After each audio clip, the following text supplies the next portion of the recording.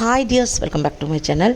இன்றைக்கி ரொம்ப ஈஸியாக நல்ல கமகமன்னு வாசனையோட வீட்டில் அரைக்கக்கூடிய குழம்பு மிளகாத்தூள் எப்படி பண்ணுறதுன்னு பார்ப்போம். இப்போ நார்மலாக ஒரு சின்ன ஃபேமிலிக்கு அரைக்கிறதா இருந்தால் 1/2 கிலோ தனியா, 1/2 கிலோ மிளகாய் எடுத்திங்கன்னா 50 கிராம் மிளகு, 50 கிராம் சீரகம் அந்த மாதிரி போடணும். 1 கிலோ மிளகாய், 1 கிலோ தனியா எடுத்திங்கன்னா 100 கிராம் அந்த மாதிரி போடணும். வாங்க நம்ம எப்படி பண்ணுறதுன்னு பார்க்கலாம். நான் மிளகாவை நல்லா காய வச்சு எடுத்து வச்சுருக்கேன். இப்போ நம்ம தனியாவை வெறும் கடாயில் ஒரு 5 நிமிஷம் நல்லா சூடு பண்ணிக்கலாம். பாருங்கள், கையில் அப்படியே நொறுங்கி வருது பாருங்கள். இந்த அளவுக்கு சூடு பண்ணிக்கணும். ரொம்ப சூடு பண்ணிட்டிங்கன்னா கரிஞ்சிராமல் இந்த மாதிரி எடுத்து வச்சுக்கலாம். எடுத்து இப்போ நான் மிளகாவில் சேர்த்துக்கிறேன். இப்போ இதுக்கு தேவையான மற்ற மசாலாங்கள்லாம் நம்ம வறுத்துக்கலாம். ஃபஸ்ட் நான் மிளகு போடுறேன். மிளகு 50 கிராம் சேர்த்துக்கோங்க. நான் இந்த குழப்பம் வரக்கூடாதுன்றதுக்காக 50 கிராம் பேக்கெட்டாகவே வாங்கிடுவேன். ஏன்னா ஜாஸ்தி கம்மி ஆகிடக்கூடாதுன்றதுக்காக. உங்களுக்கு எப்படியோ தேவைக்கு தகுந்த மாதிரி நீங்கள் சேர்த்துக்கோங்க. 50 கிராம் மிளகு வெறும் கடாயில் இந்த மாதிரி ஒரு 5 நிமிஷம் வறுத்து எடுத்துக்கலாம். கரிஞ்சிராமல் பார்த்துக்கோங்க. இது நம்ம எடுத்து மறுபடியும் இதை இதில் சேர்த்துக்கலாம். நம்ம வறுத்து வச்சுருக்கிற இதிலையே சேர்த்துக்கலாம். அதுக்கப்புறமா நான் பருப்பு எடுத்திருக்கேன். பருப்பு வகையெல்லாம் சேர்க்குறது குழம்பு நல்லா சேர்ந்து வர்றதுக்காக. உங்களுக்கு ரேஷோஸ் எப்படியோ அப்படி பார்த்து சேர்த்துக்கோங்க.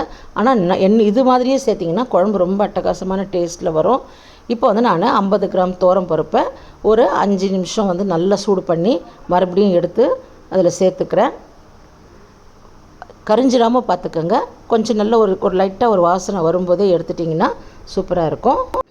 இந்த பருப்பு வகைங்க இதெல்லாம் சேர்க்குறது குழம்பு நல்லா கூடி திக்காக வர்றதுக்காக தான். வாசனையும் இதுவும் நல்லாயிருக்கும், டேஸ்ட்டும் ரொம்ப நல்லாயிருக்கும். இப்போ நம்ம இந்த பருப்பை இதில் சேர்த்துக்குவோம். அடுத்தது கடலைப்பருப்பையும் நீங்கள் அதே மாதிரி ஒரு 5 நிமிஷம் வறுத்துட்டு நீங்கள் அதில் சேர்த்துக்கலாம். உங்களுக்கு அந்த வாசனையிலேயே தெரியும். கரிஞ்சிடாமல் எடுத்துருங்க. எடுத்துகிட்டு மறுபடியும் நம்ம அதே மாதிரி அந்த தனியாரை சேர்த்துருவோம். சேர்த்துட்டு இப்போ நான் ஒரு 50 கிராம் அரிசி எடுத்துக்கிறேன். அரிசி எதுக்கு வறுத்து போடுறதுன்னா இது குழம்பு திக்காகிறதுக்கு.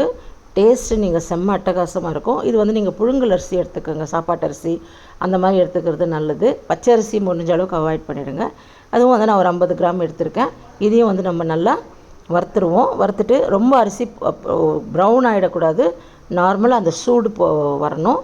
அவ்வளோதான். இதை நம்ம திருப்பி மறுபடியும் எடுத்து இதில் சேர்த்துக்குவோம். இப்போ வெந்தயம் ஒரு 25 கிராம், சீரகம் ஒரு 25 கிராம். ஏன்னா இது அந்த சூட்லேயே சீக்கிரமாக வறுபட்டுரும். ஏன்னா இது ரொம்ப நேரம் இது பண்ணால் கரிஞ்சிடும். அதனால் ஒரு 5 நிமிஷம் வறுத்துட்டு இப்போ நம்ம இதை இதில் சேர்த்துக்கலாம். அவ்வளோதான். இதையும் நம்ம அந்த தனியா கூட சேர்த்து நல்லா ஆற வச்சுடுவோம். வீட்டில் காஞ்ச கருவேப்பிலை இருந்தால் அப்படியே சேர்த்துக்கோங்க. அப்படி இல்லைன்னா ஒரு கைப்பிடி அளவுக்கு கருவேப்பிலை எடுத்து வெறும் கடாயில் சேர்த்திங்கன்னா ஒரு 5 நிமிஷத்தில் அந்த ஈரம்லாம் போய் ட்ரை ஆகிடும். இதை சேர்த்துக்கலாம். இதெல்லாம் சேர்த்து செய்யும்போது குழம்பு மிளகாத்தூள் அவ்வளோ டேஸ்ட்டாக இருக்கும். இதில் சோம்பு இதெல்லாம் போடுவாங்க. அது நான்வெஜ்ஜுக்கெல்லாம் ரொம்ப நல்லாயிருக்கும். நார்மலாக நம்ம பண்ணும்போது அந்த சோம்பு வாசனைலாம் வரும்ன்றதுக்காக நான் சேர்க்க மாட்டேன். இது இந்த மாதிரி நீங்கள் செஞ்சு வச்சுக்கோங்க. சோம்புத்தூள் தனியாக வச்சுக்கிட்டிங்கன்னா நீங்கள் நான்வெஜ் எல்லாம் பண்ணும்போது நீங்கள் அதை சேர்த்துக்கலாம். அது இல்லாமல் நம்ம ஃப்ரெஷ்ஷாக அரைச்சி செய்வோம், அதுவும் நம்ம பண்ணிக்கலாம். இந்த மாதிரி குழம்பு தூளெல்லாம் அரைச்சி வெயில் காலத்தில் எல்லாத்தையும் ஸ்டோர் பண்ணி வச்சுக்கிட்டால் நம்மளுக்கு ரொம்ப ஈஸியாக இருக்கும். நல்லா ஆற வச்சு மிஷினில் கொடுத்து நம்ம அரைச்சிட்டு மறுபடியும் ஆற வச்சு நம்ம பாக்ஸில் போட்டு வச்சுக்கிட்டால் செம்மையாக இருக்கும். ட்ரை பண்ணி பாருங்கள். இப்போ நம்ம மிஷின்லேருந்து அரைச்சி வந்தாச்சு. பாருங்கள் எவ்வளோ சாஃப்டாக இருக்குது, வாசனை கமகமன்னு இருக்குது.